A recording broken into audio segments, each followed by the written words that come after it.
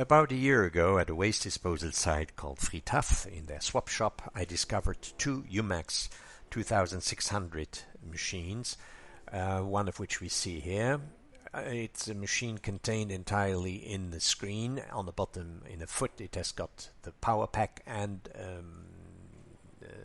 a hard disk, a physical hard disk.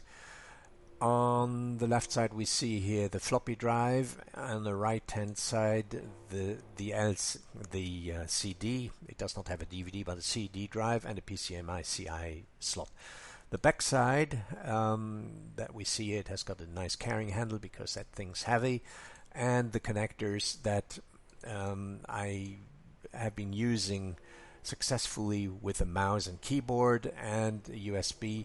However, it cannot boot off a USB. It has got a LAN connector. Since the machine is weak, I did a bit of research. I tried Knoppix, which worked fine but wouldn't get me properly on the internet. And then I tried Puppy Linux, Bionic, Slacks, and I ended up with my research on LXLE Linux 18.04, a 32-bit version, which is a derivative of Lubuntu 18.04. Now, in order to prepare things, I did the following.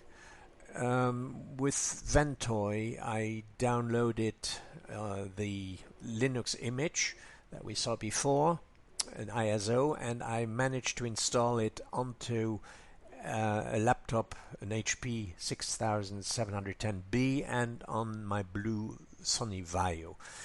I installed it on the Sunbow 32 gig, and with the help of the Clonezilla CD, I did not a direct clone but an advanced clone, because the sectors and the capacity of these two SSDs slightly vary, and that's going to be the case as well, transferring everything onto the UMAX hard disk that's contained in that old box.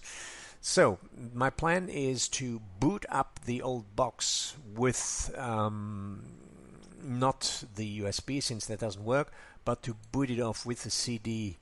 It does not accept a DVD, otherwise I would have been much better off, but I'll boot it off with the help of the CD, and then I will install the cloned image that sits on here from the cloned image from these SSDs, and I'll see if that works then on the UMAX.